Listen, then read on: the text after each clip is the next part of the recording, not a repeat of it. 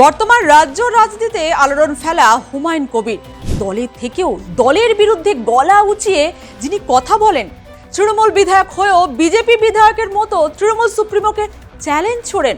বাংলার বুকে যিনি বাবরি মসজিদ তৈরির কথা বলেন, তিনি কিসের বলে বলিয়ান বলুন তো? তবে কি তার পিছনে রয়েছে কোনো শক্তির মদত?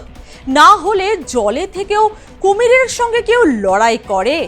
বেশ তো ছিলেন শাসক ঘনিষ্ঠ হয়ে, সুখে খেতে ভূতে কিলানোর মতো অবস্থা হলো কেন?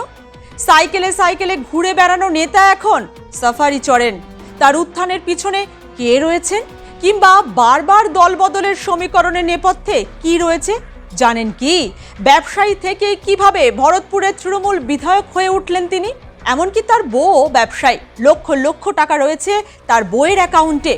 খুব সাধারণ পরিবার থেকে উঠে আসা হুমায়ুন কবির এখন নীলবাতি লাগানো গাড়িতে ঘোরেন, নিজস্ব রয়েছে টাটা সাফারি। কোথা থেকে এলো এত টাকা? সব রাজনৈতিক ঘাটেরই জল খেয়েছেন হুমায়ুন কবির। 2008 সালে কংগ্রেসের টিকিটে জেলা পরিষদের সদস্য হন।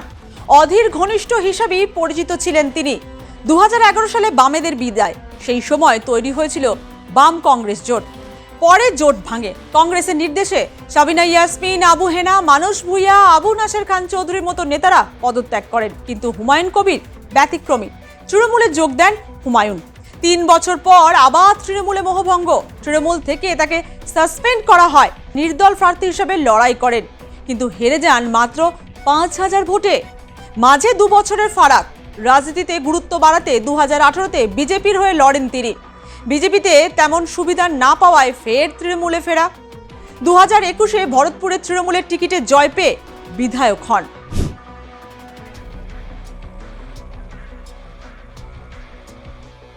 রাজনৈতিক ক্যারিয়ারে বর্ণময় অধ্যায় হুমায়ুনের। রাজনৈতিক সফলতার পাশাপাশি সফল ব্যবসায়ীও। তার সম্পত্তির পরিমাণ নেহাত কম নয়।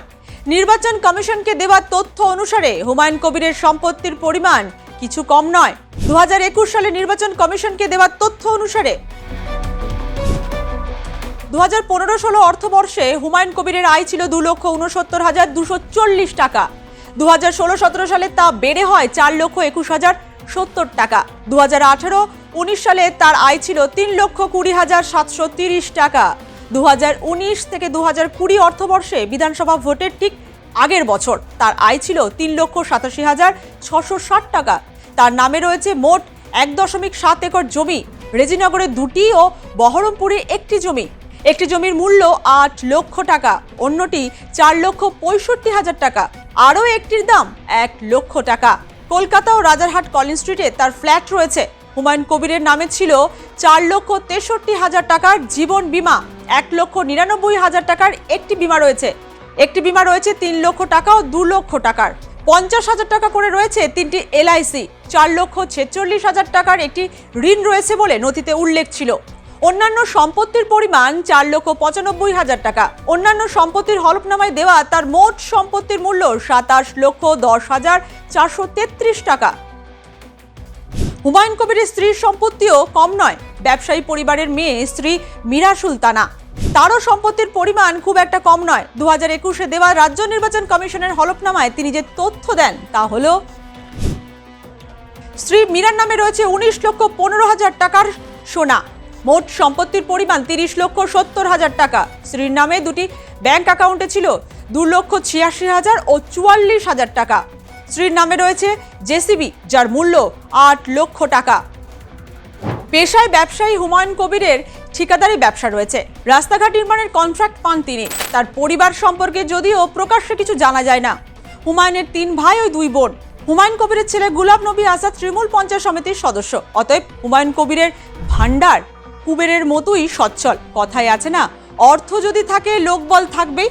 ভাত ছড়ালে কি আর কাকের অভাব হয়? এমনিতে তৃণমূল দল থেকে সাসপেন্ড হয়ে বাবরি মসজিদ তৈরির শিলান্যাস ঘটিয়ে বাংলার রাজনীতিতে ঝড় বইয়ে দিয়েছেন।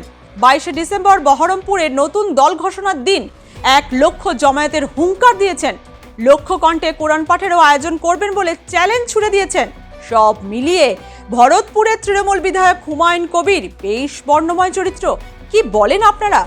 এবার কি তৃণমূলের ছত্রছায়া থেকে বের হয়ে নতুন দল নিয়ে সফল হতে পারবেন হুমায়ুন কবির, নাকি হোঁচট খেতে হবে তাকে?